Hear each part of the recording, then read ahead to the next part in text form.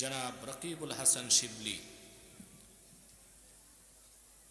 না হাদাহুল্লাহ হেদায়াতুল ইসলাম, উপস্থিত হালিমপুর ইউনিয়ন পরিষদ চেয়ারম্যান ওমর ফারুক রাসেল, আফাহুল্লাহু ওয়া শাফাহু, হাজারাত উলামায়ে কেরাম, তুলাবায়ে এজাম, আমার প্রাণপ্রিয় যুবক ভাই ও বন্ধুগণ, পর্দার আড়ালের মা ও বোনেরা, সকলকে অন্তরের অন্তঃস্থল থেকে জ্ঞাপন করছি মোবারক।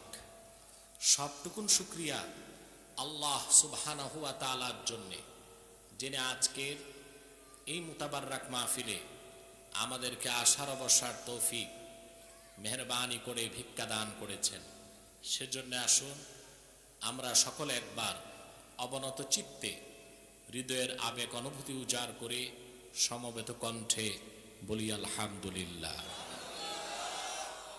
অগণিত অসংখ্য দরুদ ও সালাম আল্লাহর সৃষ্টির প্রধান আকর্ষণ, বিশ্ব সভার সভাপতি, সকল নবী রাসূলগণের মাথার তাজ, শামসুল হিদায়াত, বদরুদ্দুজা, সাইয়্যিদুস সাকালাইন, ইমামুল মুরসালিন, খাতামুন নবিয়্যিন ওয়াল মুরসালিন, আফতাবে নবুওয়াত, শাহানশাহে রিসালাত, সরকারে দো জাহাঁ, সুলতানুল মদিনা, নবিয়ুল আম্বিয়া, হুজুরে আকরম, নূরে মুজাসসাম, নূরুন আলা নূর, সাইয়্যিদিনা হাবিবিনা শফিঈনা মাওলানা মুহাম্মদ সাল্লাল্লাহু আলাইহি ওয়াসাল্লামার উপর আল্লাহ জাল্লা যিকরুহ, যাকে আজ থেকে ১৫০০ বছর আগে প্রেরণ করেছেন সর্বশ্রেষ্ঠ ও সর্বশেষ নবী ও রাসূল হিসেবে, যার পরে আজ পর্যন্ত পৃথিবীতে অবশ্যই কোনো প্রকার নবী কিংবা রাসূল অবশ্যই আসে নাই, অবশ্যই এখনো নাই, অবশ্যই কিয়ামত পর্যন্ত আসবে না। সম্মানিত সুধী, আপনারা দুপুরবেলা কেউ খেয়ে আর কেউ না খেয়ে চলে এসেছেন, কেউ কৃষি জমিন থেকে চলে এসেছেন, কেউ তার ব্যবসা প্রতিষ্ঠান বন্ধ করে, কেউ তার চাকরি থেকে কিছু সময়ের সুযোগ নিয়ে চলে এসেছেন। এখানে আসার পেছনে পার্থিব জাগতিক সামাজিক রাজনৈতিক কোনো স্বার্থ নেই আমাদের। আমরা এসেছি শুধুমাত্র আল্লাহ তার হাবিবের রেজামন্দি হাসিল করার জন্য। আর অবশ্যই অবশ্যই নিশ্চিতভাবে বলছি, কোনো ব্যক্তির আকর্ষণও আসেন নাই, এসেছেন একমাত্র আল্লাহর কোরআনের ভালোবাসায়, ঠিক কিনা? হেদায়েতের জন্য। কিসের জন্য? এখানে আপনার অধিক সংখ্যক মুসলিম আছেন, কিন্তু আমি দেখতে পেয়েছি কিছু অমুসলিমও আছে। আল্লাহর কোরআন সকলের জন্য হেদায়েতকারী। কোরআনকারী সাউন্ডটা ভালো হচ্ছে, ধীরে ধীরে নয়েজ কমবে, একটু ক্লিন হবে। ইকো বাদ দিয়ে বুঝিয়ে দাও, রিভার্ব হতে পারে, ইকো থাকবে না। আপনারা এসেছেন কোরআন কারীমের হেদায়েত নিতে। আল্লাহর কোরআন সবার জন্য হেদায়েতকারী, কি মুসলিম কি অমুসলিম, কি আস্তিক কি নাস্তিক, কি বিশ্বাসী কি অবিশ্বাসী, কি রাম কি বাম, কি সংশয়বাদী, কি শ্বেতাঙ্গ কি কৃষ্ণাঙ্গ, কি ধনী কি গরিব, সবার জন্য হেদায়েতকারী হচ্ছে কোরআন। আল্লাহ পাক এটা কোরআন কারীমে বলেছেন, শাহরু রমাদান আল্লাযী উনজিলা ফীহিল কুরআনু হুদাল লিন-নাসি ওয়া বায়িনাতিম মিনাল হুদা ওয়াল ফুরকান। আল্লাহ পাক বলেছেন কোরআনের কথা, হুদাল লিন-নাস, সকল মানুষের জন্য হেদায়েতকারী। কথাটা বুঝেন নাই? বুঝলে তো বড় গলায় সুবহানাল্লাহ বলতেন। সব মানুষের জন্য কোরআন শরীফ হেদায়েতকারী, সবাই হেদায়েত পাবে যদি আল্লাহ মঞ্জুর করেন। আর মানুষের মধ্যে যারা সর্বশ্রেষ্ঠ মানুষ, আল্লাহর উদ্দেশ্যমূলক সৃষ্টি মুসলমান, তাদের জন্য কোরআন হেদায়েতকারী এবং রহমত। সুবহানাল্লাহ। তাদের জন্য শুধু হেদায়েতকারী না, হেদায়েতকারী এবং জোরে বলেন রাহমাত। এটা আল্লাহ তাআলা কোরআন কারীমে বলেছেন, وَنَزَّلْنَا عَلَيْكَ الْكِتَابَ تِبْيَانًا لِكُلِّ شَيْءٍ وَهُدًى وَرَحْمَةً وَبُشْرَى لِلْمُسْلِمِينَ। আল্লাহ রাব্বুল আলামিন বলেন, মুহাম্মদ সাল্লাল্লাহু আলাইহি ওয়াসাল্লাম, এই কোরআন আপনার উপর আমি নাজিল করেছি তিবয়ানাল লিকুল্লি শাই, সব কিছু সুস্পষ্ট ব্যাখ্যা হিসেবে। যে কোরআনের সব কথা আছে, আকাশের উপরের কথা, তার নিচের কথা, জমিনের উপরের কথা, তার নিচের কথা, ধুলোকের কথা, ভুলোকের কথা, দূর অন্তরিক্ষের কথা, মহাশূন্যের কথা, বিজ্ঞানের কথা, দর্শনের কথা, প্রযুক্তির কথা, বিজ্ঞানের যত ভাগ আছে, কি physics, chemist, zoology, botany, cosmology, সব কথা, ইহকালীন কল্যাণ, পরকালীন মুক্তির জন্য যত নীতি, সব কথা আমি সূক্ষ্মভাবে, পুঙ্খানুপুঙ্খভাবে কোরআনে বয়ান করেছি। সুবহানাল্লাহ। এত বড় নেয়ামত আমাদের বুকে আছে, মনে আছে, সিনায় আছে, কিন্তু এর উপকার থেকে মুসলমান আমরা অনেক দূরে আছি, ঠিক কিনা? তাহলে সবার জন্য কোরআন কারীম হেদায়েতকারী, আর মুসলমানের জন্য হেদায়েতকারী এবং রাহমাত। সুবহানাল্লাহ বলবেন না? এই মুসলমানগণের মধ্যে আবার যারা ইমানের সর্বোচ্চ মানদণ্ডে উত্তীর্ণ হয়ে যাবে, খাঁটি মুমিন হয়ে যাবে, তাদের জন্য উপকার আরো বাড়ায় দিবে কোরআন। তাদের জন্য কোরআন হেদায়েতকারী হবে, রহমত হবে, তাদের অন্তরের সমস্ত ব্যাধির মহা ঔষধ হয়ে যাবে। আল্লাহ রাব্বুল আলামিন বলেন, وَنُنَزِّلُ مِنَ الْقُرْآنِ مَا هُوَ شِفَاءٌ وَرَحْمَةٌ لِلْمُؤْمِنِينَ وَلَا يَزِيدُ الظَّالِمِينَ إِلَّا خَسَارًا। মুহাম্মদ সাল্লাল্লাহু আলাইহি ওয়াসাল্লাম, আমি ধাপে ধাপে, ক্রমে ক্রমে আপনার উপরে কোরআন নাজিল করি। কেন? এ কোরআন হচ্ছে শিফাউল লিল মুমিনিন, আপনার উম্মতের মধ্যে যারা মুমিন, তাদের অন্তরের সমস্ত রোগ দূর করার জন্য আল্লাহর পক্ষ থেকে আগত বেহেশতি মহা ঔষধ। বলেন সুবহান। এখন আমরা আলোচনার শুরুতেই সিদ্ধান্ত নিতে হবে যে আমরা স্টেজ ক্লোজ, কেউ উঠানামা করতে পারবে না, একদম বসে যাও, নয় নেমে যাও। আমাকে সুযোগ দিতে হবে কথা বলার। তাহলে আমাদেরকে এখন সিদ্ধান্ত নিতে হবে আমরা আল্লাহর কোরআন থেকে কতটুকু উপকার নিব। আমরা যদি শুধু মানুষ হতে চাই, কোরআন হেদায়েত করবে। যদি মুসলিম হই, হেদায়েতও পাবো, রহমতও পাবো। আর যদি খাঁটি মুমিন হই, হেদায়েতও পাবো, রহমতও পাবো, শেফাও পাবো। সুবহানাল্লাহ বলেন। সেজন্য প্রস্তুত আছেন মানসিকভাবে? এই যে আসতে পেরেছেন, খুশি না বেজার? দাঁড়ায় আছে যারা, ওরা বেজার। আলহামদুলিল্লাহ, আমাদের প্যান্ডেল তো মোটামুটি ভরে গেছে। আমি জানি না আপনাদের এলাকায় দিনে মাহফিল হয়েছে কিনা, আগে হয়েছে? আচ্ছা, আলহামদুলিল্লাহ। আলহামদুলিল্লাহ, দিনে মাহফিলটা আল্লাহ আমার দ্বারা শুরু করছেন বাংলাদেশ। 14 সাল থেকে আমি শুরু করেছি ব্যাপকভাবে দিনে মাহফিল। পরে অনেক আলেম, বক্তা, পীর এরাও শুরু করছে। যাক, ভালো কাজ অনুসরণ করাও তো ভালো। প্রিয় সুধী, এই যে আসছেন, খুশি না বেজার? বেশি না কম? আলহামদুলিল্লাহ। যদি মাহফিলে বসতে পারেন, আল্লাহর রহমত বেশি পাবেন। তবে সবাইকে বসতে বলি না।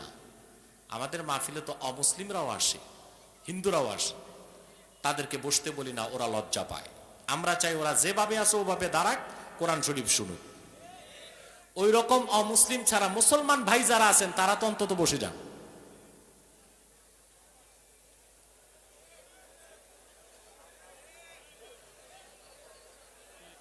প্যান্ডেলে যান। প্যান্ডেলে যান,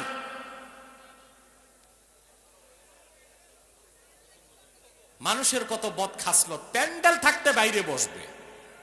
একেই মনে হয় বলে যে সুখে থাকলে বাঙালির ভূতে গিলায়। প্রিয় সুধী, তবে যারা জিন্সের প্যান্ট পরেছেন যুবকরা তারা বসবেন না, কারণ আমি জানি না এই জিন্সের প্যান্ট কেন পরে যুবকরা। এটা কি ঠ্যাং দিয়ে সেলাই করে না সেলাই করে ঠ্যাং ঢুকায় আমি জানি না। ওরা বসতে বললে বসলে তো চিচেন ফাঁক, তো দরকার নাই, দাঁড়ায় থাকো। প্রিয় সুধী, তা আমরা যে আসতে পেরেছি আমরা খুশি, ঠিক কিনা? আল্লাহ তাআলা খুশি, মাখলুকাত খুশি, সব খুশি। শুধু বেজার কে? শয়তান বেজার। শয়তানও বেজার, তার চেলাচামুন্ডারও বেজার। শয়তানের সব চেষ্টা ব্যর্থ। একটা বাকি আছে, মুনাজাতের আগে উঠানো যায় কিনা। আমরা তো আসরের আগেই মুনাজাত করব, অতএব আমরা একটু কষ্ট করে বসে মুনাজাত করে বাড়ি যাব ইনশাআল্লাহ। শয়তান এটা চায় না, আপনার অসসা দিবে। আমরা নেক নিয়ত করে শয়তানের নাপাক গালে একটি চপেটা ঘাত করতে চাই। আমরা নিয়ত করছি কিছুক্ষণ পরে আজকের মুনাজাত করে গুনাহ মাফ করে নিষ্পাপ বেহেশতি আল্লাহওয়ালা হয়ে বাড়ি যেতে চাই। কারা কারা হাত তুলে আল্লাহ তাআলাকে দেখা। আল্লাহ কবুল করুন, আল্লাহ মঞ্জুর করুন, বলুন আল্লাহুম্মা আমিন। আসুন আমরা মূল আলোচনায় প্রবেশ করছি। আমরা আজকে তেলাওয়াত করেছি সূরা আলে ইমরান 18 নম্বর আয়াত এবং 19 নম্বর আয়াতের অংশ বিশেষ। আমার সঙ্গে আপনারাও পড়ুন, যেন প্রতিটি অক্ষরে নূর দিয়ে আল্লাহ তাআলা আমাদের অন্তরকে আলোকিত করে দেন। বলেন আল্লাহুম্মা আমিন। পড়ুন আউযু বিল্লাহি মিনাশ শাইতানির রাজীম। বিসমিল্লাহির রাহমানির রাহিম। শাহিদাল্লাহু আন্নাহু লা ইলাহা ইল্লাহু ওয়াল মালাইকাতু ওয়া উলুল ইলমি কাইমান বিল কিসত লা ইলাহা ইল্লা হুয়াল আজিজুল হাকীম। ইন্নাদ দীনা ইনদাল্লাহিল ইসলাম। সাদাকাল্লাহুল আযীম। পড়েন সাদাকাল্লাহুল আযীম ওয়া সাদাকা রাসূলুহুন নবিয়্যুল কারীম ওয়া নাহনু আলা যালিকা মিনাশ শাহিদিন ওয়াশ শাকিরিন ওয়ালহামদুলিল্লাহি রাব্বিল আলামিন।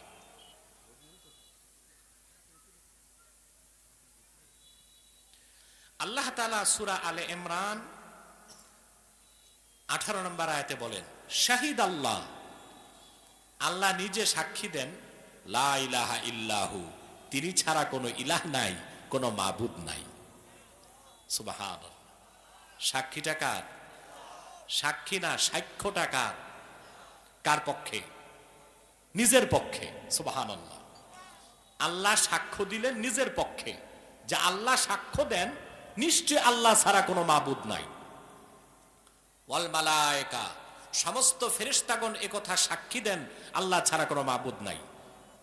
ওয়া উলুল ইলমি কাইমান বিল কিসত, আর আল্লাহর পক্ষ থেকে যাদেরকে সুষ্ঠু জ্ঞান দান করা হয়েছে, যে জ্ঞানটা পার্থক্য করতে শিখায় কোনটা সত্য কোনটা মিথ্যা, এই জ্ঞানের অধিকারী যারা তারাও সাক্ষ্য দেয় নিশ্চয় আল্লাহ ছাড়া কোনো মাবুদ নাই। লা ইলাহা ইল্লাহু, তিনি এক, একক, ওনার কোনো শরীক নাই। আল আজিজুল হাকিম, তিনি মহাপরাক্রমশালী এবং সর্বময় জ্ঞানী ও প্রজ্ঞার অধিকারী। বলেন সুবহানাল্লাহ। ইন্নাদ দীনা ইনদাল্লাহিল ইসলাম, নিশ্চয় আল্লাহর নিকট একমাত্র মনোনীত স্বীকৃত দিন হচ্ছে ইসলাম। এই কথাগুলো আল্লাহ তাআলা বলেন। এবার আসুন আমরা একটু ব্যাখ্যায় যাচ্ছি। এই যে সাক্ষ্যটা শুনলেন, কোরআন কারিমে পূর্ববর্তী 104টি কিতাবে ও সহিফাতে এবং সমস্ত পূর্বের নবীদের কাছে আগত ওহির মধ্যে এর চেয়ে বড় কোনো সাক্ষ্য আর ছিল না। সুবহানাল্লাহ। এই সাক্ষ্যকে বলা হয়েছে কোরআন কারীমের আযমু শাহাদা, সবচেয়ে বড় সাক্ষ্য। সুবহানাল্লাহ। সূরা আলে ইমরানের এই 18 নম্বর আয়াতে যে সাক্ষ্য আল্লাহ দিয়েছেন, এটাকে বলা হয়েছে সর্বশ্রেষ্ঠ সাক্ষ্য। সুবহানাল্লাহ। এই ব্যাপারে উমদাতুল কারি শারহু সহিহুল বুখারীতে হাদিস এসেছে, তাফসীরের কিতাবগুলোতেও এসেছে। ১৫০০ বছর আগে শাম দেশ থেকে দুইজন ইহুদি পণ্ডিত আলেম মদিনাতুল মুনাওয়ারাতে গেল। মদিনা মুনাওয়ারার দৃশ্য দেখেই তারা বলতে লাগলো যে আমরা তো আল্লাহর আখিরি নবী মুহাম্মদ সাল্লাল্লাহু আলাইহি সাল্লামের শহর মদিনা মুনাওয়ারায় চলে এসেছি। কারণ মুহাম্মদ সাল্লাল্লাহু আলাইহি সাল্লামের শহর মদিনা মুনাওয়ারার যে বর্ণনা তাওরাতে এসেছে তা হুবহু মিলে যাচ্ছে। সুবহানাল্লাহ। আপনারা মনে রাখবেন, ১৫০০ বছর আগে ইহুদিরা মনে প্রাণে বিশ্বাস করত মুহাম্মদ সাল্লাল্লাহু আলাইহি ওয়াসাল্লাম আল্লাহর রাসূল, কিন্তু তাদের বদকিসমত ছিল যে তারা অধিকাংশ ইহুদি আল্লাহর রাসূলের উপর ঈমান আনতে পারে নাই। কিন্তু ওরা জানতো মুহাম্মদ সাল্লাল্লাহু আলাইহি ওয়াসাল্লাম আল্লাহর রাসূল। সুবহানাল্লাহ, সুবহান। তার দুটো দৃষ্টান্ত দিচ্ছি। আমাদের একজন আম্মা জান হযরত সাফিয়া, কি নাম বলেন তো? সাফিয়া বিনতু হুয়াই ইবনে আখতাব। ওনাদের বাড়ি ছিল খায়বারে। খায়বার হচ্ছে মদিনা শরীফ থেকে ১৭০ কিলোমিটার দূরে। আমি খায়বার গিয়েছি। ১৫০০ বছর আগে ইহুদিদের পাথর নির্মিত দুর্গ এখনো আছে, ঘুরে দেখছি। আল্লাহ রাসূল সাল্লাল্লাহু আলাইহি ওয়াসাল্লাম যখন খায়বারকে বিজয় করলেন, ইহুদি নেতারা নিহত হলো, নারীরা বন্দী হলো। বন্দীদের মধ্যে একজন ছিলেন হযরত সাফিয়া, আমাদের আম্মা জান। বন্দী হয়ে তিনি রাসূলুল্লাহর কাছে আবেদন পেশ করলেন যে আমি আল্লাহর নবী হারুনের বংশধর, আমি অন্য কোনো মানুষের কাছে যেতে চাই না, আপনার কদমে আশ্রয় চাই। আল্লাহর হাবিব তাকে সুযোগ দিলেন, তিনি ঈমান আনলেন। আল্লাহর হাবিব তাকে নিকাহ করলেন। হযরত সাফিয়া উম্মতের মা হবার মর্যাদা লাভ করলেন। কিন্তু আল্লাহর হাবিবের কাছে আসার পর রাসূলুল্লাহ দেখলেন যে হযরত সাফিয়ার গালে ৫ আঙ্গুলের দাগ। আল্লাহ রাসূল জিজ্ঞেস করলেন, সাফিয়া, এত জোরে তোমার গালে থাপ্পড় কে দিছে? দাগ বসে গেছে। হযরত সাফিয়া বললেন, ইয়া রাসূলুল্লাহ, ইয়া হাবিবাল্লাহ, আজকে সকালবেলা আপনি খায়বার বিজয় করেছেন। গত রাতে আমি ঘুমায়েছিলাম, স্বপ্নে দেখলাম আকাশের পূর্ণিমার চাঁদ আমার ডান কোলে চলে এসেছে। সকালবেলায় এই স্বপ্নটা আমার স্বামীর কাছে বলার সঙ্গে সঙ্গেই সে সর্বশক্তি দিয়ে আমার গালে থাপ্পড় দিয়ে বলল, বুঝতে পেরেছি অচিরেই তুমি মুহাম্মদ সাল্লাল্লাহু আলাইহি ওয়াসাল্লামের স্ত্রী হয়ে যাবা। কি বুঝলেন মুসলমান? স্বপ্নের ব্যাখ্যা বুঝছে কিন্তু মুসলমান হয় নাই। সকালেই রাসূলুল্লাহর বিরুদ্ধে অস্ত্র ধরল আর যুদ্ধে পরাজিত হলো, কিন্তু ওরা জানতো মুহাম্মদ সাল্লাল্লাহু আলাইহি ওয়াসাল্লাম আল্লাহর রাসূল। সুবহানাল্লাহ। বুখারী শরীফে আরেকটি হাদিস এসেছে, হযরত সাফিয়া বর্ণনা করেছেন, আল্লাহর রাসূল সাল্লাল্লাহু আলাইহি ওয়াসাল্লাম যখন হিজরত করে মক্কা থেকে মদিনা মুনাওয়ারাতে আসলেন, আমি আপনাদের মনোযোগ পাচ্ছি না, আমার দিকে তাকান। আমার মনে হয় আপনারা কোরআন শরীফের তাফসীর শুনে অভ্যাস কম, গল্প গুজব কেচ্ছা কাহিনী বেশি শুনেন। না, ওগুলোতে কাজ হবে না। কোরআন শরীফ শুনবেন, লাভ হবে। কেচ্ছা কাহিনী গীত শুনে কোনো লাভ নাই। একটু মনোযোগ দেন, দেখবেন আল্লাহর কোরআনের চেয়ে শ্রেষ্ঠ, সুন্দর, মধুর কিছু আর নাই। মনোযোগ দিতে হবে। আর এই 5টায় ডিস্টার্ব হচ্ছে খুব। এতবার বললাম যারা মুসলমান বসে যান, তারপরও চামড়ায় লাগে না। এটা তো গন্ডারের চামড়ার চেয়ে শক্ত।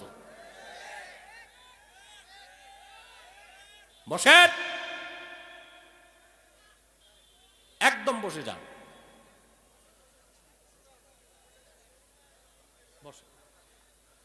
আর স্বেচ্ছাসেবকরা একটু দায়িত্বে থাকেন যেন কেউ ডিস্টার্ব না করে। সম্মানিত সুধী, কথা খেয়াল করছেন? জিটা জোরে বলেন। আপনাদের সাথে আমার কমিউনিকেশন গ্যাপ হলে আমি কথা বলতে পারবো না। বুঝবেন, জবাব দিবেন।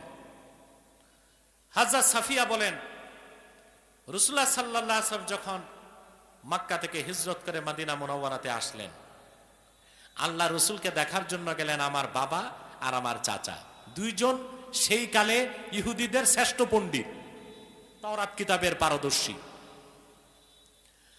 হযরত সাফিয়া বলেন, আমার পিতা এবং আমার চাচা যখন খায়বার থেকে মদিনা মুনাওয়ারায় যে রাসূলুল্লাহর সাক্ষাৎ লাভ করে ফিরে আসলো, আমি দেখলাম আমার চাচা এবং আমার বাবার চেহারা কালো হয়ে আছে। কি যেন তারা কানে কানে বলে, আমারে শুনতে দেয় না। গভীরভাবে কান পেতে শুনলাম, আমার চাচা আমার বাবাকে জিজ্ঞেস করছে, আহুয়া হুয়া। মদিনা মুনাওয়ারাতে মুহাম্মদ সাল্লাল্লাহু আলাইহি ওয়াসাল্লামকে দেখে আসলাম, তাওরাত কিতাবে আল্লাহর আখিরি নবীর যত বর্ণনা সব তো পেয়ে গেলাম। মুহাম্মদ সাল্লাল্লাহু আলাইহি সাল্লামকে দেখে আসলাম, তিনি কি আল্লাহর আখিরি নবী কিনা? আমার বাবা জবাব দিলেন, মুসার মালিক আল্লাহর কসম, তিনি আল্লাহর আখিরি নবী মুহাম্মাদুর রাসূলুল্লাহ সাল্লাল্লাহু আলাইহি ওয়াসাল্লাম। চাচা জিজ্ঞেস করলেন, তাহলে আসো আমরা মুসলমান হয়ে যাই। বাবা বলল, না, আমরা তো বুঝতে পেরেছিলাম, আমরা তো জানতাম যে আখিরি নবী আসবেন বনি ইসরাইল থেকে, তা তো হলো না, আসছেন তো ইসমাইলের বংশে, অতএব আমরা ঈমান আনবো না, আমরা বিরোধিতা করে যাব। বলে নওজুবিল্লাহ। ইহুদি জাতি যে অভিশপ্ত জাতি, এটা এমনে এমনে না, ঠিক কিনা? রাসূলুল্লাহকে চিনার পরও ইহুদিরা সৌভাগ্য থেকে বঞ্চিত কেন হলো? উম্মতে মুহাম্মদী হতে পারলো না কেন? তার কারণটা আল্লাহ বলে দিয়েছেন, ইন্নাল্লাযীনা ইয়াকফুরুনা বিআয়াতিল্লাহি ওয়া ইয়াকতুলুনান নাবিয়্যিনা বিগাইরি হক ওয়া ইয়াকতুলুনাল্লাযীনা ইয়া'মুরুনা বিল কিসতি মিনান নাসি ফাবাশশিরহুম বিআযাবিন আলীম।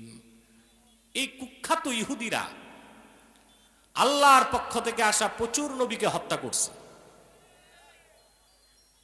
যারা সত্যের পক্ষে কথা বলে সে মানুষদেরকে তারা হত্যা করে, জুলুম করেছে, মহাসত্যকে অস্বীকার করেছে। এই কারণেই আল্লাহ তাআলা মুহাম্মদ সাল্লাল্লাহু আলাইহি ওয়াসাল্লামের উম্মত হবার সৌভাগ্য থেকে তাদেরকে বঞ্চিত করেছেন। শুধু সৌভাগ্য থেকে বঞ্চিত, আল্লাহ দুনিয়া থেকেও তাদের বঞ্চিত করেছেন, আখিরাত থেকেও বঞ্চিত করেছেন ইহুদিদেরকে। এটা আল্লাহ বলে দিয়েছেন, উলাইকাল্লাযীনা হাবিতাত আ'মালুহুম ফিদ দুনিয়া ওয়াল আখিরাতি ওয়া মা লাহুম মিন নাসিরিন। ইহুদিদের আখিরাতও শেষ, দুনিয়াও শেষ। আর দুনিয়াতে আখিরাতেও তাদের কিছু নাই, দুনিয়াতেও কিছু নাই। আর দুনিয়াতে তারা কোনোদিনও তাদের প্রকৃত বন্ধু বা সাহায্যকারী কাউকে পাবে না। শুধু সবাই তাদেরকে ধোঁকা দিবে, ধিক্কার দিবে আর নিন্দা করবে। এটা বিশ্বাস করেন? ইহুদিদের দুনিয়াতেও নাই, আখিরাতেও নাই। এখন কোন ইসলাম বিদ্বেষী বা সংশয়বাদী আমাকে প্রশ্ন করতে পারে, কোন সংশয়বাদী আমাকে প্রশ্ন করতে পারে, আমাকে করে। নাস্তিকরা, সংশয়বাদীরা আমার সাথে ডিবেটে বসে, আপনারা জানেন। আলহামদুলিল্লাহ, রাসূলুল্লাহ সাল্লাল্লাহু আলাইহি ওয়াসাল্লামের এই গোলামের কাছে তাদের সবাই পরাজিত হয়েছে। এখন আর বসার মতো ক্যান্ডিডেট নাই। তবে সবাই ঠিক হয় নাই। কেন ঠিক হয় নাই? ওই যে কি যেন বাঁকা থাকলে আর সোজা হয় না, ওইটা আর আমি নাই বললাম। প্রিয় সুধী, ইহুদিদের কোন সংশয়বাদী আমাকে বলতে পারে, হুজুর ইহুদিদের আখিরাতে নাই বুঝলাম, দুনিয়ায় নাই কেমনে বলেন? সব টাকাই তো ওদের হাতে। কথা বলেন। বিশেষজ্ঞদের মতে পৃথিবীর ৭৮% অর্থনীতি কন্ট্রোল করে আমেরিকা, আর আমেরিকার ৮০% অর্থনীতি কুক্ষিগত করে রেখেছে রকচাইল্ড ফ্যামিলি। এটা ইহুদি পরিবার, রকচাইল্ড ফ্যামিলি। এখন বলতে পারেন, হুজুর ওদের তো দুনিয়ার সম্পদ বেশি, তার প্রথম জবাব, এই সম্পদ ওদের না, এটা মুসলমানের কাছ থেকে চুরি করে নেওয়া সম্পদ। চোর যত সম্পদশালী হোক সেটা তার সম্পদ বলে গণ্য হবে না। দুই, এত সম্পদ থেকে লাভ কি? বিশ্ব মানচিত্রে ইহুদিদের একটা রাষ্ট্র নাই, আছে? বলবেন ইসরায়েল, এটাকে আমরা রাষ্ট্র বলবো না, এটা জবরদখল। এটা কি? মনে করেন আপনার একটা বাড়ি আছে 1 বিঘা, এলাকার কিছু দুষ্ট মানুষ থাকে না, বিকজ সন্ত্রাসী, টেররিস্ট, চাঁদাবাজ, দেখা যায় এলাকার মোড়লরা ওদের পক্ষে ভয়তে, বুঝলেন নাই? এগুলোর নামও অদ্ভুত হয়, হকি স্টিক, ব্যালিস্টিক, পিস্তলের ভয়তে মাতবররা চুপ। পুলিশ ধরে নিয়ে যায়, ওখানেও দেখা যায় ছুটা পেয়ে যায়। দুলাভাই আছে, ফোন করে কাকে ধরছো, বলে অমুককে। আরে এটা তো আমার শালার ঘরের শালা, ভয়তে পুলিশও ছেড়ে দেয়।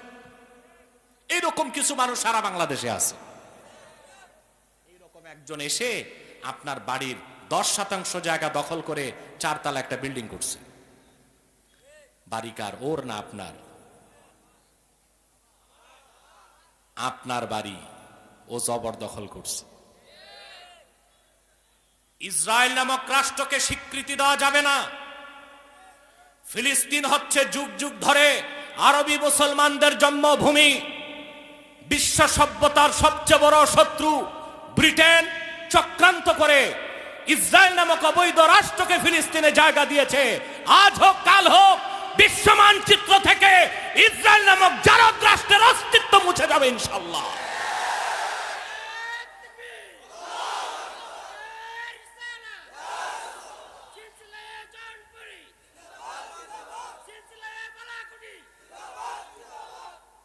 প্রিয় সুধী,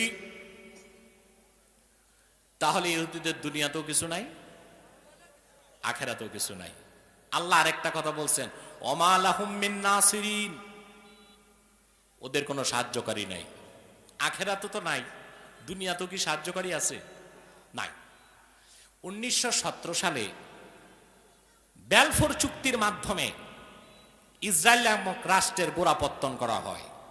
1917 সালে প্রতিষ্ঠিত হয়েছে, স্বাধীনতা পেয়েছে, স্বীকৃতি পেয়েছে 1948 সালে। ইহুদিরা কখনোই শুরুতেই আরবে যেতে চায় নাই। ওরা চেয়েছিল জায়গা আর্জেন্টিনাতে, চেয়েছিল বেলজিয়ামে, আফ্রিকাতে। ব্রিটেনরা দেখেছে ইহুদিরা শান্তিতে থাকবে, তা হতে পারে না, এদের জায়গা করছে নিয়ে ফিলিস্তিনে, যেন সারা জীবন অশান্তিতে থাকে, শান্তি যেন না পায়। ব্রিটেনের সহযোগিতা যখন বন্ধ হয়ে গেল, তাদেরকে সহযোগিতা করা শুরু করলো আমেরিকা দ্বিতীয় বিশ্বযুদ্ধের পর থেকে। এখন মার্কিন যুক্তরাষ্ট্র তার চেহারা ফিরিয়ে দিচ্ছে ইসরায়েল থেকে। তার কারণ মধ্য এশিয়াতে তালেবান আমেরিকাকে এমন মাইর দিছে, মাইরের চোটে নির্ধারিত তারিখের আগেই $2.26 ট্রিলিয়ন ক্ষতিপূরণ আদায় না করে আফগান ছেড়ে পালিয়েছে।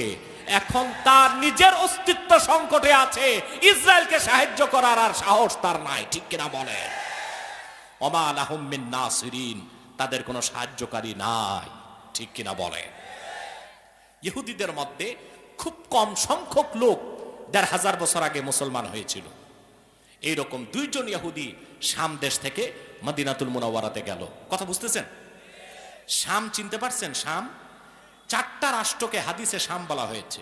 সিরিয়া, যার রাজধানী দামাস্ক, তারপরে আপনার জর্ডান, যার রাজধানী আম্মান, ফিলিস্তিন, লেবানন, ইরাকের একটা অংশ নিয়ে শাম। এই শাম দেশ থেকে 2 জন ইহুদি, ওই যুগের সেরা আলেম, মদিনাতুল মুনাওয়ারাতে এসে বুঝতে পারলো আমরা আল্লাহর আখিরি নবী মুহাম্মদ সাল্লাল্লাহু আলাইহি সাল্লামের নূরের শহর মদিনা মুনাওয়ারায় চলে এসেছি। লোকজনকে জিজ্ঞেস করলো, ভাই মুহাম্মদ সাল্লাল্লাহু আলাইহি সাল্লাম কি মক্কা থেকে হিজরত করে মদিনা মুনাওয়ারায় এসেছেন? লোকজন বললেন, জি এসেছেন। হাদিস সাক্ষী 10 জন ইহুদি আল্লাহর হাবিবের কদমে চলে গেল, যে বললেন, ইয়া রাসূলুল্লাহ, ইয়া হাবিবাল্লাহ, আমরা মনে প্রাণে বিশ্বাস করি আপনি আল্লাহর রাসূল। তবে একটি প্রশ্ন করব, আপনি যদি তাৎক্ষণিক উত্তর দিতে পারেন, আমরা কাল বিলম্ব না করে এখনই আপনার হাতে হাত রেখে মুসলমান হয়ে যাব। সুবহানাল্লাহ, আরেকবার বলেন। কয়টি প্রশ্ন করবে? আল্লাহর হাবিব বলেন, ঠিক আছে করো। ওরা প্রশ্ন করলো, আইয়ু শাহাদাতিন আযমু ফি কিতাবিল্লাহ, আল্লাহর এলেমে, আল্লাহর কিতাবে সবচেয়ে বড় সাক্ষ্য কোনটি বলেন?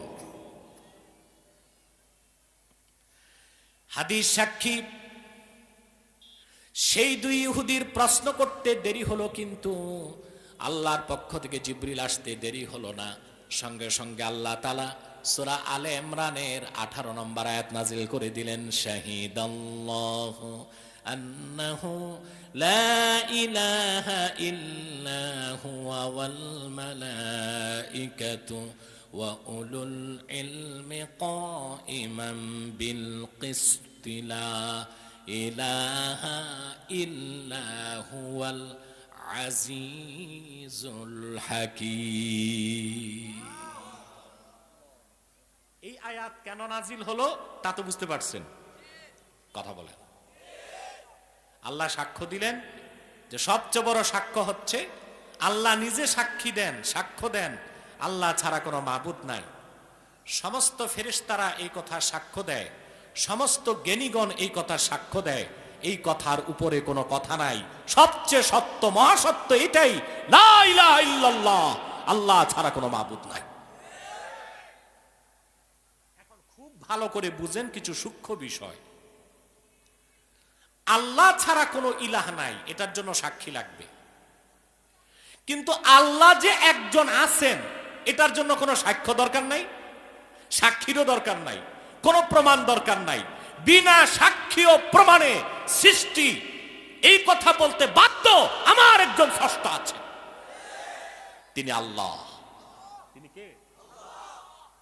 সৃষ্টি যতটুকু বাস্তব তার চেয়ে মহাসত্য স্রষ্টা। কারণ স্রষ্টা ছাড়া সৃষ্টি অস্তিত্ব লাভ করতে পারে না। পারে? এই মহাসত্য কথাটাই বুঝলো না আমার দেশের নাস্তিকরা। ঠিক কিনা? নাস্তিকদের জন্য আফসোস লাগে। একটা কুকুর তার মালিক চিনে, বিড়াল তার মালিক চিনে, একটা গরু তার মালিক চিনে, নাস্তিকরা মালিক চিনে না। ঠিক কিনা? একটা কুকুরকে হাড় হাড্ডি খেতে দিবেন, সারা রাত আপনার ঘরে চোর পাহারা দিবে। ঠিক কিনা? বিড়ালকে এক বাটি দুধ খাওয়াবেন, ও আপনার পিছু পিছু ঘুরবে। কৃষক বলদকে, গরুকে কি খাওয়ায়? আপনারা কি খাওয়ান?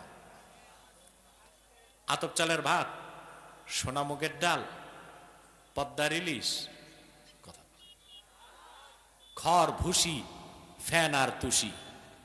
কিন্তু বলদ কতটুকু কথা শুনে তার মালিকের? হাল চাষ করার সময় মালিক বলে হাট, সে হাটে। মালিক বলে থাম, আফসোস অ্যাথিস্ট নাস্তিকদের জন্য একটি কুকুর তার মালিক চিনে, একটি বিড়াল তার মালিক চিনে, একটি গরু তার মালিক চিনে। নাস্তিক হচ্ছে সেই নিকৃষ্ট জীব যে তার মালিক আল্লাহ রাব্বুল আলামিনকে চিনতে পারে না। আফসোস তাদের জন্য। স্রষ্টা আমার আছেন আল্লাহ, এর জন্য কোনো সাক্ষ্য লাগবে? প্রমাণ, এভিডেন্স লাগবে? ইমাম আজম আবু হানিফা রাহমাতুল্লাহ, নাম তো শুনছেন, আমরা যার মাযহাব মানি, ওনার যুগে এক গ্রিক দার্শনিক, ফিলোসফার, দার্শনিক, মানে বলতে পারেন ওই যুগের বুদ্ধিজীবী। তবে ওই যুগের বুদ্ধিজীবী আমাদের দেশের বুদ্ধিজীবীর চেয়ে অনেক ভালো, কারণ ওদের মাথায় চুল টুল থাকতো।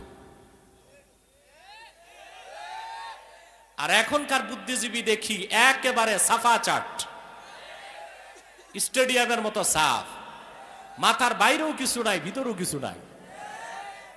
আর তখনকার বুদ্ধিজীবী যারা হতো ওদের মাথায় কিছু ঘিলু থাকতো। এক গ্রিক দার্শনিক, বুদ্ধিজীবী, ফিলোসফার, সে ইরাকে প্রচার করতে লাগলো যে সৃষ্টির জন্য স্রষ্টার আবার কি দরকার? নাউজুবিল্লাহ বলবেন না। বাহাসের তারিখ নির্ধারিত হলো, বাহাস করতে যাবেন আবু হানিফা রাহমাতুল্লাহ নিজে। বাহাসের সময় থেকে নির্ধারিত সময়ের 3 ঘন্টা পর ইমাম আজম পৌঁছলেন। নাস্তিক তো রেগে বেগুনের মতো যেমন ভেজে উঠছে, কোনো বাহাস নাই, তোমাদের আবু হানিফা ওয়াদা বরখেলাফ করছে।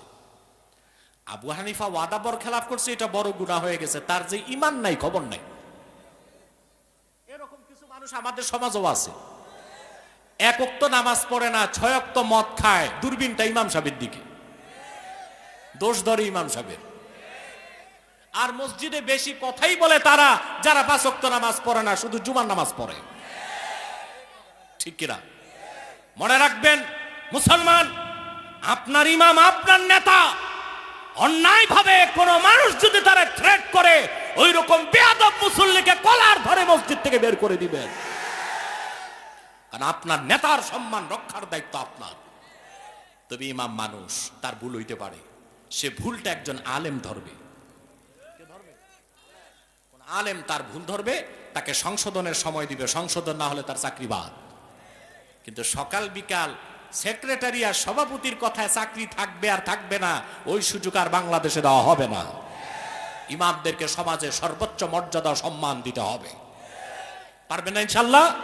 এই দায়িত্ব যুবকদেরকে হাতে নিতে হবে। রাজি আছো তোমরা?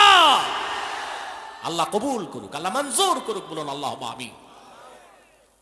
আর ইমাম সাহেবদেরকে বলে যে আপনারা জনগণকে সুযোগ দিবেন না আপনাদের বিরুদ্ধে কথা বলতে, আপনারা ইমামে আবার ঝগড়া করবেন না, মিলেমিশে থাকবেন।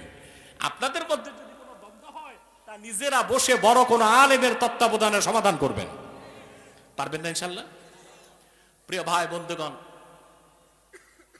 এখন নাস্তিক খেপে গেছে, ইমাম সাহেব তো ওয়াদা রক্ষা করে নাই, তার সাথে কিসের বাহাস?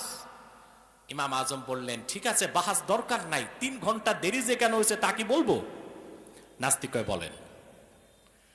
ইমাম আজম একটা গল্প বানাইলেন, বলেন দেখো আমি তোমার কাছে বাহাসে আসার সময় মাঝখানে পড়লো ফোরাত নদী। কি নদী?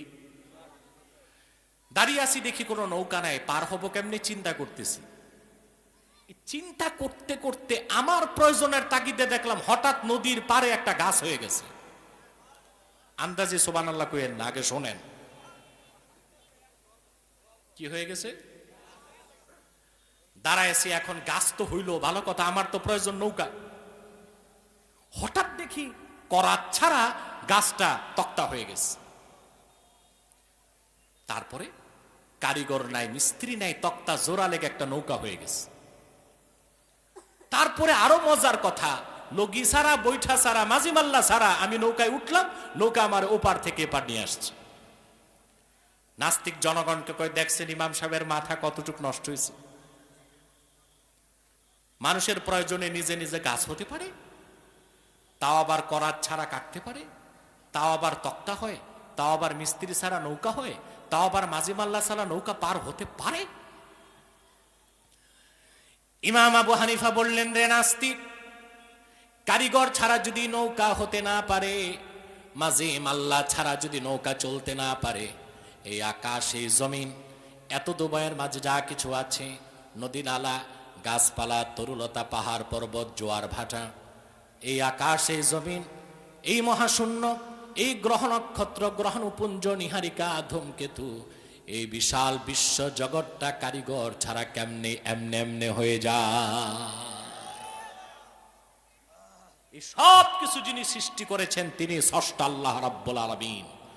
আর একটি নৌকা যদি একটি মাঝিমাল্লা ছাড়া নিয়ন্ত্রণ না হতে পারে, গোটা সৃষ্টি জগতের নিয়ন্ত্রণ যার হাতে, তিনি আল্লাহ, তিনি এক।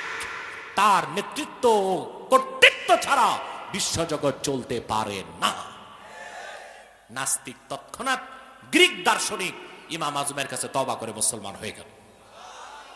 তাহলে ভালো করে বুঝেন, স্রষ্টা আমাদের একজন আছে, তা বুঝার জন্য সাক্ষ্য লাগবে না, প্রমাণও লাগবে না। এখন একটি প্রশ্ন করি আপনাদেরকে। ইমাম আজমের কাছে প্রশ্নটা করা হয়েছিল, প্রশ্নটা এই যুগও দরকার আছে এবং উত্তরটা আপনাদের লাগবে। ইমাম আজমকে প্রশ্ন করা হলো, হুজুর, পৃথিবীর এমন কোন প্রান্ত যদি থাকে যেখানে এখনো সভ্যতা পৌঁছে নাই, মনুষ্যত্ব পৌঁছে নাই, ইসলামের দাওয়াত পৌঁছে নাই, ওই এলাকার মানুষগুলোর হাসর কি হবে? তারা কি জান্নাতে যাবে না জাহান্নামে যাবে? প্রশ্ন আসে, কথা বলে না। এরকম প্রশ্ন কি এই যুগেও চলে? এখনো কি পৃথিবীতে এমন প্রান্ত আছে যেখানে ইসলামের দাওয়াত পৌঁছে নাই? জি আছে। এমন অঞ্চল আছে যেখানে মনুষ্যত্ব বা সভ্যতাই পৌঁছে নাই? কথা বলে না। তো ওই এলাকার মানুষগুলোর হাসর কি হবে? তারা জান্নাতে যাবে না জাহান্নামে যাবে? এই প্রশ্ন কি আপনাদের মনেও জাগে? বলেন। আমি উদাহরণ দিতে পারি। পৃথিবীতে এইরকম একটা জায়গা হচ্ছে অ্যামাজন জঙ্গল। আমাজন 70 লক্ষ বর্গ কিলোমিটার একটা জঙ্গল। বাংলাদেশের মতো 50টা বাংলাদেশ ঢুকানো যাবে। অ্যামাজন 9টা দেশ নিয়ে একটা জঙ্গল। কথা বুঝতে পারছেন? বিজ্ঞান বলে অ্যামাজনকে the lungs of the earth, পৃথিবীর ফুসফুস। তার মানে মানব জাতির বেঁচে থাকার জন্য যতটুকু অক্সিজেন দরকার তার 20% আমার আল্লাহ তাআলা অ্যামাজন জঙ্গলে তৈরি করে দেন। বিজ্ঞানের পক্ষে এখনো সেখানে প্রবেশ করা সম্ভব সবটুকুন হয় নাই। স্যাটেলাইটের মাধ্যমে ভিডিও তৈরি করেছে বিজ্ঞান, আমি তা দেখেছি। সেই অ্যামাজনের গহীন এমন জঙ্গল আছে যেখানে হাজার হাজার বছরে সূর্যের আলো মাটিতে পড়ে নাই, এত গভীর জঙ্গল। সেই গভীর অ্যামাজন জঙ্গলও দেখা গেছে ভিডিওতে, স্যাটেলাইটের মাধ্যমে ভিডিও রিলিজ করা হয়েছে, সেখানে মানুষ আছে। মানুষগুলোর পোশাক আছে, ভাষা আছে, সংস্কৃতি আছে, বিয়ে শাদী করে, নাচ গানও করে। তাদের কাছে কি ইসলাম পৌঁছেছে? কথা বলেন। মনুষ্যত্বই তো পৌঁছে নাই, তাদের হাসর কি হবে? প্রশ্ন আসে। আরেকটি অঞ্চলের কথা বলতে পারি, এটা হচ্ছে বরফের অঞ্চল, মেরু অঞ্চল। মেরু অঞ্চলে যারা থাকে, বসবাস করে বরফে, তাদেরকে বলা হয় এস্কিমো। কি বলা হয়? এস্কিমো। ওখানে তাপমাত্রা কত জানেন? কত ঠান্ডা? -20 ডিগ্রি সেলসিয়াস। ওদের ঘরটাও বানায় ওরা বরফ দিয়ে। বাংলাদেশে এখন তাপমাত্রা কত? 18-19 হবে। কথা বলে না। 4 ডিগ্রি সেলসিয়াসে পানি বরফ হয়, তারপর 3, 2, 1, একের নিচে ঠান্ডা কি? -1, -2। ওখানে তাপমাত্রা -20 ডিগ্রি। ওই রকম একজন বরফের মানুষ এস্কিমোকে ফ্রিজে ভরে যদি বাংলাদেশে আনেন, ফ্রিজ খুললে বাইরে বের করলেই ও গলে যাবে তাপে। আমি চিন্তা করলাম ওরা খায় কি? ওখানে তো আগুন ধরতে পারে না, চাষাবাদ হয় না, ওরা খায় কি? জবাব পেয়েছি, সেই বরফের নিচে আল্লাহ তাআলা তাদের জন্য তাজা মাছ তৈরি করে রেখে দিয়েছেন। রান্নার প্রয়োজন হয় না, বরফ খুঁড়ে তাজা মাছ বের করে কাঁচাই খেয়ে ফেলে। রসগোল্লার মতো মজা লাগে, মিঠা মিঠা লাগে। রিজিক আল্লাহ কোথায় পৌঁছে দিয়েছেন দেখছেন? সে এস্কিমো বরফে যে মানুষগুলো থাকে বর্তমানে মেরুতে, উত্তর মেরুতে, ওদের মোট সংখ্যা এখন 1 লক্ষ। কত? ওদের কাছে এখনো ইসলামের দাওয়াত পৌঁছে নাই। কাল কিয়ামতে তাদের হিসাব কি হবে? তারা জান্নাতে যাবে না জাহান্নামে যাবে? প্রশ্ন আসে না? ইমামে আজম আবু হানিফা রাহমাতুল্লাহকে প্রশ্ন করা হলো, এরকম মানুষের হিসাব কি হবে? ইমামে আজম আবু হানিফা রাহমাতুল্লাহ জবাব দিয়েছেন, এই রকম মানুষকে আমার আল্লাহ রাব্বুল আলামিন একটি প্রশ্ন করবেন সামনে দাঁড় করিয়ে। শুধু প্রশ্ন করবেন, মান খলাকাকা, তোমাকে কে সৃষ্টি করেছে? সে যদি জবাব দেয় আল্লাহ, তার হিসাব শেষ, আল্লাহ তারে জান্নাত দিয়ে দিবে। তার কারণ স্রষ্টা একজন আছেন, তিনি আল্লাহ। এটার জন্য কোনো সাক্ষ্য লাগবে না, সাক্ষীও লাগবে না, এটার জন্য কোনো প্রমাণের প্রয়োজন নাই। তা সাক্ষ্য কোন জিনিসের জন্য? আল্লাহ এক, ওনার শরীক নাই। ইবাদত হবে একমাত্র আল্লাহর। এই মহাসত্যের পয়গাম পৌঁছাতে সাক্ষ্যর প্রয়োজন। এই সাক্ষ্যটা দিয়েছেন আল্লাহ নিজে, তিনি এক। এই সাক্ষ্য দিয়েছে সব ফেরেশতা, তিনি এক। এই সাক্ষ্য দিয়েছে লাখের উপর নবী রাসূল, আল্লাহ এক। সুবহানাল্লাহ বলবেন না?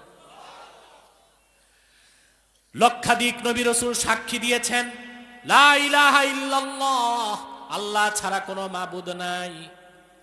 আর এই সাক্ষ্যটা চূড়ান্তভাবে দিয়েছেন আখিরি নবী, নবীগণের মাথার তাজ নূর নবী আমার মুহাম্মাদুর রাসূলুল্লাহ ১৫০০ বছর আগে। কিন্তু একটু পার্থক্য আছে।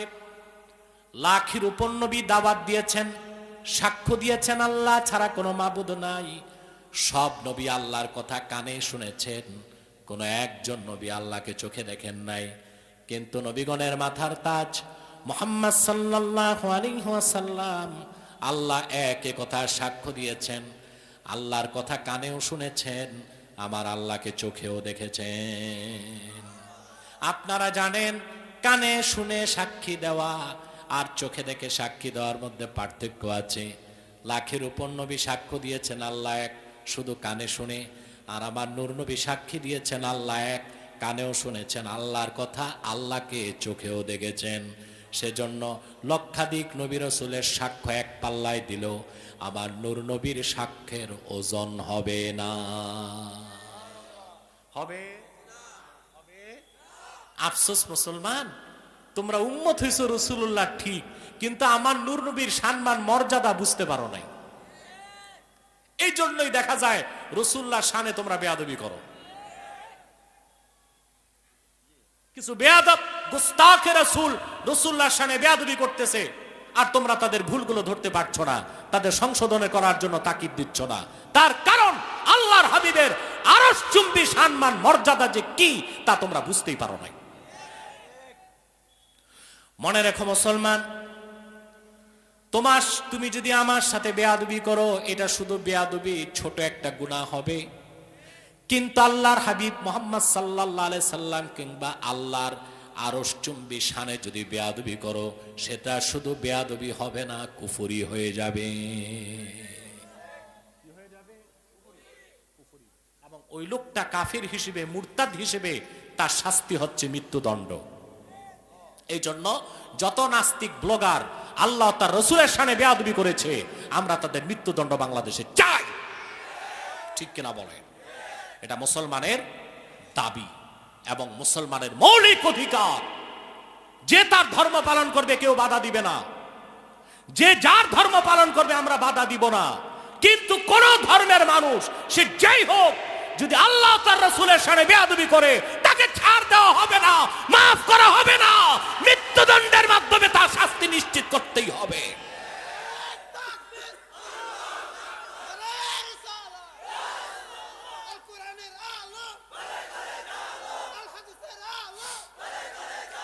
মুসলমান, রাসূল আল্লাহর শানে কেউ বেয়াদবি করলে ওই মুরতাদকে 3 দিন সময় দেওয়া হবে তওবা করতে। যদি 3 দিনে তওবা না করে, তাকে মৃত্যুদণ্ড কার্যকর করা হবে। কিন্তু হানাফি, শাফি, মালিকি, হাম্বলি চার মাযহাব একমত, ইন্না শাতিমার রাসূল সাল্লাল্লাহু আলাইহি ওয়াসাল্লাম ইউকাফফার ওয়া ইউকতালু মুরতাদ্দা ওয়ালা তুকবালু তাওবাতুহু। কোন কুলাঙ্গার, কোন বেয়াদব, কোন বেঈমান যদি আল্লাহর হাবিব মুহাম্মদ সাল্লাল্লাহু আলাইহি ওয়াসাল্লামের আরশচুম্বী মর্যাদার বিরুদ্ধে সামান্যতম বেয়াদবি করে, তাকে কাফের ঘোষণা করে মুরতাদ হিসেবে তার কল্লা উড়াই দিতে হবে, তওবার কোনো সুযোগ নাই। আর এই দায়িত্ব নিতে হবে রাষ্ট্রকে। এই ক্ষেত্রে রাসূলুল্লাহর শানে বেয়াদবি করলে কোনো ছাড় নাই, কোনো মাফ না। কথা বুঝতে পারছেন? আমি একটা হাদিস শোনাচ্ছি আপনাদেরকে, শুনতেছেন? উহুদ যুদ্ধে আমার নূর নবী গেলেন, যুদ্ধ করলেন, ওনার 2টা দাঁত শহীদ হয়েছিল। জানেন তো আপনারা? রাসূলুল্লাহ হাত তুলে বদদোয়া না করে কাফেরদের জন্য দোয়া করলেন, আল্লাহুম্মা হদি কওমি ফাইন্নাহুম লা ইয়ালামুন। আল্লাহ, তাদেরকে হেদায়েত করো, ওদের ইলম নাই। কিন্তু কোরআন সাক্ষী, হাদিস সাক্ষী, তাফসীর সাক্ষী, খন্দক যুদ্ধে, আহজাব যুদ্ধে আল্লাহর হাবিব যখন গেলেন, সেই যুদ্ধে রাসূলুল্লাহর একজন সাহাবী শহীদ হয়েছিলেন মাত্র।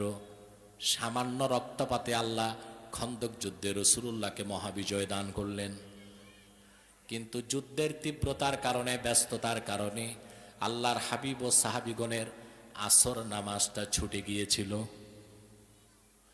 আল্লাহর হাবিব বরদাস্ত করতে পারলেন না, হাত তুলে কাফেরদেরকে বদদুয়া করলেন, আল্লাহুম্মা ইমলা বুতুনাহুম ওয়া কুবুরাহুম নারা।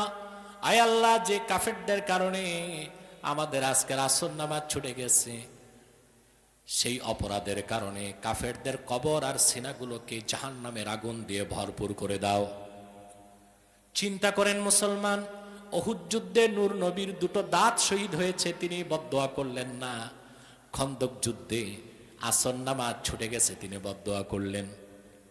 তার কারণ কি? উহুদ যুদ্ধে রাসূলুল্লাহর দাঁত শহীদ হয়েছিল, রাসূলুল্লাহ নিজের হক মাফ করেছেন। খন্দক যুদ্ধে নামাজ ছুটেছে, আল্লাহর হক তিনি মাফ করেন নাই। খন্দক যুদ্ধে মাগরিব নামাজের সঙ্গে রাসূলুল্লাহ যখন আসর নামাজকে তুললেন, আল্লাহর পক্ষ থেকে জিবরিল চলে আসলো। জিবরিল এসে আল্লাহর বাণী শোনায় দিল। আল্লাহ ডাক দিয়া বললেন, হাবিবি কদ্দামতা হাক্কি আলা হাক্কিক। হে রাসূল, আপনি উহুদে দাঁত শহীদ হয়েছে, মাফ করেছেন। খন্দকে নামাজ ছুটেছে, মাফ করেন নাই। আপনি রাসূল তো নিজের হকের উপর আমি আল্লাহর হককে তুলে ধরেছেন। ফা আনা উকাদ্দিমু হাক্কাকা আলা হাক্কি। আজকের দিন থেকে আমি নতুন আইন করছি, আমি আল্লাহ আমার হকের উপর আপনি রাসূলের হককে তুলে ধরব। কিভাবে? আল্লাহ ঘোষণা করলেন, ফামান তারাকাস সালাতা তুলা উমরিহি লা ইয়াকফুর। আপনার কোন উম্মত যদি ঈমান আনার পরে সারা জীবন নামাজ না পড়ে, সে গুনাহগার হবে, জাহান্নামে যাবে, কোনো একদিন মাপ পাবে, কিন্তু কাফের হবে না। ওয়ামান তাআনা শা'রাতাম মিন শা'রাতিকা ইয়াকফুর। কিন্তু কোন হতভাগা যদি আপনি মুহাম্মদ সাল্লাল্লাহু আলাইহি ওয়াসাল্লামের একটি নূরের চুল নিয়ে মন্তব্য করে, আমি আল্লাহ আইন করে দিলাম, সে কাফের হয়ে যাবে। মুসলমান, হুশ জ্ঞান যেন ঠিক থাকে। তোমার আমার সাথে বেয়াদবি মাফ আছে, আল্লাহ তার রাসূলের শানে বেয়াদবি কোনো মাফ নাই, কোনো মাফ মনে থাকবে। তাহলে লক্ষাধিক নবীর সাক্ষ্য একদিক, রাসূলুল্লাহ সাক্ষ্য আরেক দিক, আল্লাহ এক। কারণ লক্ষাধিক নবী আল্লাহর একত্বের সাক্ষী দিয়েছে, কানে শুনে না দেখে। রাসূলুল্লাহ আল্লাহর একত্বের সাক্ষ্য দিয়েছেন, কানেও শুনেছেন আল্লাহর কথা, চোখেও দেখেছেন আমার আল্লাহকে। এত আস্তে সুবহানাল্লাহ বললেন। আমার তো বিশ্বাস করতে কষ্ট হচ্ছে, আমি মাহফিলে না কবরস্থানে? কি মাহফিলে আছি? কথা বলেন না কবরস্থানে? তা আপনাদের খাসলটটা মুর্দারের মতো কেন হইছে? জীবিত মানুষের মতো সব প্রাণবন্ত যুবক আওয়াজ করে কথা বলবেন। আমি আর বসতে বলবো না, দাঁড়াই থাকো, আর বসার দরকারও নাই। আলহামদুলিল্লাহ, আমাদের আল্লাহর কোরআন পুরা করে দিচ্ছেন, আলহামদুলিল্লাহ।